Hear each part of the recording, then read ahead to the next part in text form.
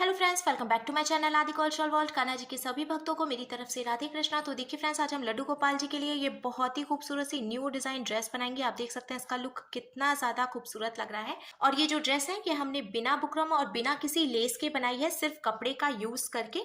तो अगर आपके पास भी कोई लेस या फिर फ्लावर्स कुछ भी ना हो तो बहुत ही सिंपल तरीके से आप ये ड्रेस बनाकर कान्हा जी को पहना सकते हैं। तो सबसे पहले मैं कान्हा जी को ये पोशाक पहनाकर दिखाती हूँ। हमने देखिए यहाँ पे कान्हा जी को ले लिया है और इस तरीके से हमें गले में पहनाना है चोली को। फिर नीचे की तरफ से हम ऐसे दोनों साइड से ले जाके स्कर्ट को बांध देंगे।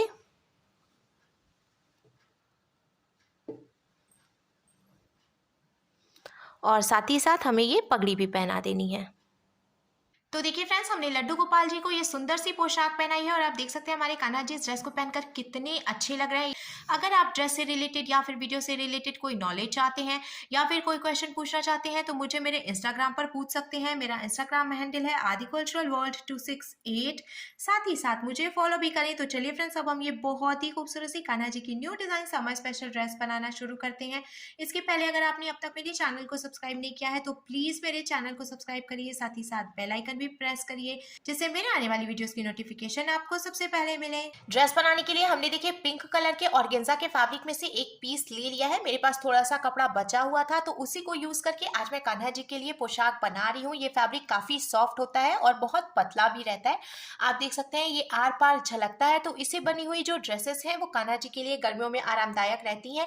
आप चाहें तो इसकी जगह पे कॉटन या रेयॉन का फैब्रिक भी यूज कर सकते हैं। इसकी जो टोटल लंबाई है वो मैंने 44 इंचेस यानी कि 44 इंच रखी है और इसकी जो चौड़ाई है वो मैंने 5 इंच यानी कि 5 इंच रखी है।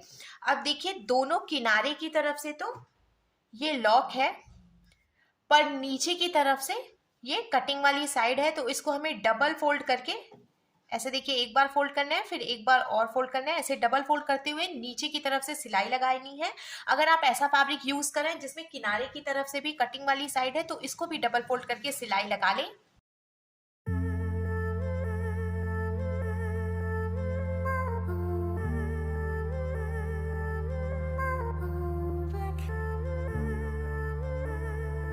नीचे से डबल फोल्ड करके सिलाई लगाने के बाद अब हमें इसमें प्लेट डालनी है। तो ऊपर की तरफ से देखिए ये जो कटिंग वाली साइड है उधर से हम प्लेट डालेंगे। सबसे पहले थोड़ी सी जगह छोड़ते हुए हमें कपड़े को दोनों तरफ से पकड़ के और ऐसे फोल्ड करना है। फोल्ड करने के बाद अब हमें लॉक कर लेना है जिससे कि प्लेट खुले नहीं।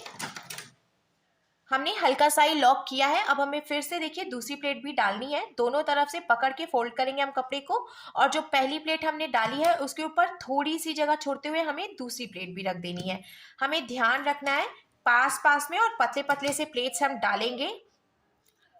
अगर आप कम कपड़ा यूज कर रहे हैं तो दूर दूर प्लेट्स भी डाल सकते हैं, उससे घेर थोड़ी कम आएगी और कोई प्रॉब्लम नहीं होगी।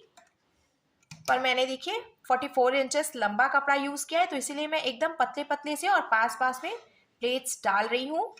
इसी तरीके से प्लेट डालते जाना है हमें और ऊपर की तरफ से सिलाई लगाते जानी है। एक बात का और हम ध्यान रखेंगे, नीचे की तरफ से प्लेट्स एकदम बराबर होने चाहिए।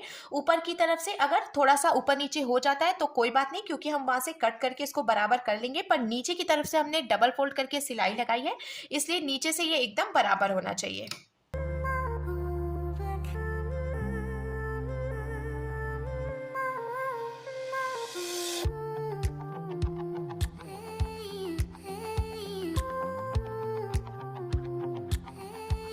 प्लेट्स डालते हुए हमने देखिए यहाँ ऊपर की तरफ से सिलाई भी लगा ली है। अब मैं आपको कमर की टोटल चौड़ाई बता देती हूँ। तो देखिए कमर की यहाँ से यहाँ तक की जो टोटल चौड़ाई है वो मैंने 6 इंचेस यानी कि 6 इंच रखी है।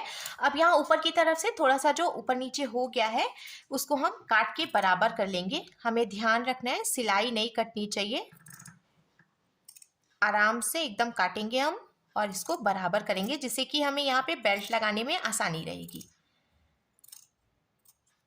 कट करने के बाद अब देखिए ये एकदम बराबर हो गया है। अब हम इसमें बेल्ट लगाएंगे। तो बेल्ट लगाने के लिए मैंने यहाँ पे ऑर्गेन्जा के फैब्रिक से ही एक पीस कट कर लिया है और इसकी यहाँ से यहाँ तक की जो टोटल चौड़ाई है वो मैंने 7 इंचेस यानी कि 7 इंच रखी है। अब हमें एक बात का ध्यान रखना है, जितनी हम कमर की टोटल चौड़ाई रखेंगे उसे 1 इंच ज़्यादा चौड़ाई हमें बेल्ट की रखनी है। तो कमर की टोटल चौड़ाई मैंने 6 इंच रखी थी यानी कि 6 इंच। तो ये जो बेल्ट हमने कट किया है इसकी टोटल चौड़ाई मैंने 7 इंच यानी कि 7 इंच रखी है। अब हमें एक बारी किनारे से इसको फोल्ड करना है और ऐसे कमर पे हम रखेंगे। फिर हमें यहाँ से लेके यहाँ तक इसको जॉइंट करना है और इधर किनारे की तरफ से भी हम जो एक्स्ट्रा कपड़ा है इसको एक बारी फोल्ड करके बेल्ट जॉइंट करेंगे सिलाई लगाकर।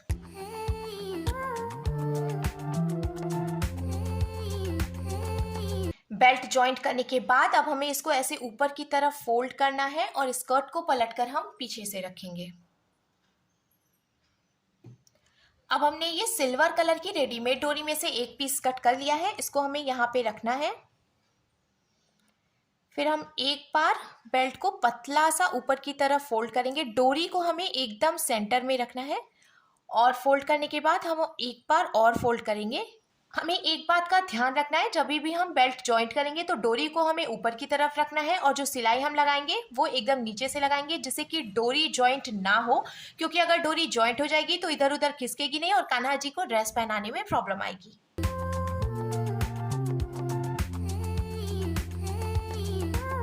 सिलाई लगा के हमने बेल्ट जॉइंट कर लिया है और आप देख सकते हैं फ्रेंड्स, हमने एकदम नीचे से सिलाई लगाई है तो डोरी जॉइंट नहीं हुई है। इसको हम बहुत ही इजीली इधर उधर खिसका सकते हैं और जब कान्हा जी को ड्रेस पहनाएंगे तो ये इस तरीके से इकट्ठा भी हो जाएगा, तो ड्रेस पहनाने में भी कोई प्रॉब्लम नहीं आएगी।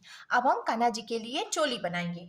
तो चोली बनाने के लिए भी मैंने देखिए यहाँ पे सबसे पहले एक पट्टी कट कर ली है। इसकी जो टोटल लंबाई है वो मैंने 12 इंच यानी कि 12 इंच रखी है और इसकी जो चौड़ाई है वो मैंने 1.5 इंच यानी कि 1.5 इंच रखी है। साथ ही साथ मैंने देखिए यहाँ पे 4 पीसेस कट किए हैं और इसकी जो लंबाई और चौड़ाई है वो मैंने 2.5 इंच यानी कि 2.5 इंच रखी है। हमने लंबाई और चौड़ाई दोनों एकदम बराबर रखी है, जिससे कि एकदम चौकोर पीस कट होगा। तो सबसे पहले हमें देखिए 2 पीसेस एक के ऊपर एक करते हुए रखने हैं इस तरीके से। फिर हम एक बार बीच में से इसको फोल्ड करेंगे बराबर करते हुए।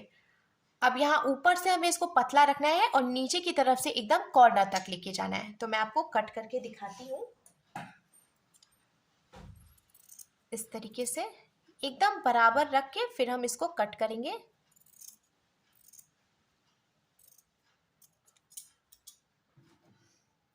ओपन करने पे देखिए इसका शेप कुछ ऐसे आ जाएगा। अब हमें यहाँ से यहाँ तक और यहाँ से यहाँ तक इस पे सिलाई लगा लेनी है।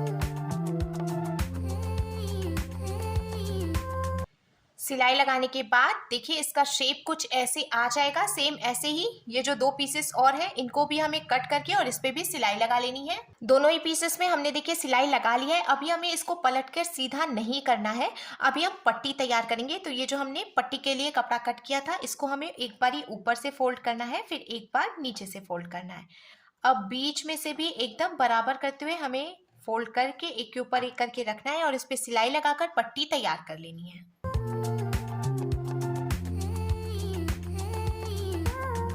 पट्टी तैयार करने के बाद अब हमें इसको बीच में से एकदम बराबर करते हुए फोल्ड करना है और यहाँ सेंटर से कट करके हम 2 पीसेस में डिवाइड कर लेंगे।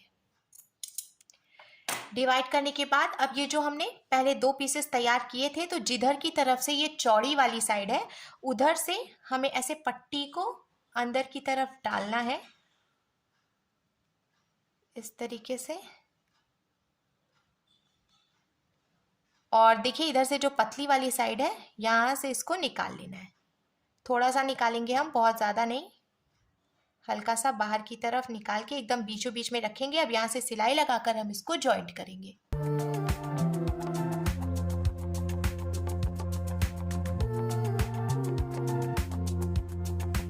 दोनों ही पीसेस में हमने देखिए ऐसे पट्टी को डाल के सिलाई लगा ली है। अब हमें चोली को पलटकर सीधा करना है इस तरीके से। तो सीधा करने के बाद देखिए इसका लुक कुछ ऐसे आ जाएगा। सेम ऐसे ही हमें दूसरे पीस को भी सीधा कर लेना है।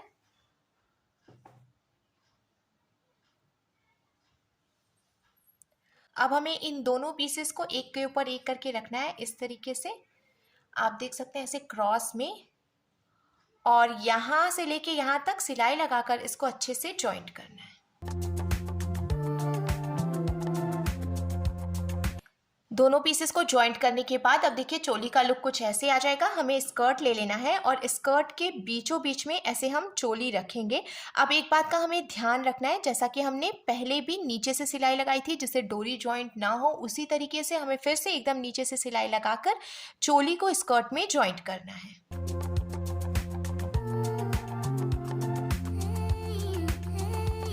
चोली जॉइंट करने के बाद अब देखिए कान्हा जी के लिए ड्रेस बनकर बिल्कुल तैयार है। हम पगड़ी बनाएंगे, तो पगड़ी के लिए मैंने यहाँ पे फिर से पिंक कलर के फैब्रिक से एक पीस कट किया है और इसकी यहाँ से यहाँ तक की जो टोटल लंबाई है वो मैंने 7 इंचेस यानी कि 7 इंच रखी है, और इसकी जो चौड़ाई है वो मैंने 4 इंच यानी कि 4 इंच रखी है। अब हमें एक बार ही इसको पतला सा ऊपर से फोल्ड करना है, फिर एक बार हम इसको ऐसे नीचे से भी फोल्ड करेंगे पतला सा ही, और बीच में से एक के ऊपर एक रखते हुए एकदम बराबर करेंगे और इस पे सिलाई लगाकर पट्टी तैयार करेंगे। सिलाई लगा के पट्टी तैयार करने के बाद अब दोनों किनारे से भी हमें इसको एकदम पतला सा फोल्ड करना है और इसके ऊपर सिलाई लगानी है। दोनों तरफ से कॉर्नर पे भी हमने सिलाई लगा दी। अब हमें इसको बीच में से एकदम बराबर करते हुए फोल्ड करना है और यहाँ ऊपर की तरफ से एक के ऊपर एक करके रखना है। आप चाहें तो कान्हा जी के सिर के हिसाब से इस तरीके से इसको छोटा भी कर सकते हैं या फिर ऐसे करके बड़ा भी कर सकते हैं। तो आप चाहें तो कान्हा जी को पहना के मेजर कर लें। उसके बाद अब यहाँ ऊपर की तरफ से हमें सिलाई लगाकर इसको जॉइंट कर लेना है। मैंने ये जो ड्रेस बनाई है वो बिना किसी लेस के बनाई है, तो आप चाहें तो इसको और भी हैवी लुक देने के लिए इस पे या फिर ड्रेस में भी नीचे से लेस लगा सकते हैं, जिससे कि ड्रेस का लुक और भी हैवी हो जाएगा।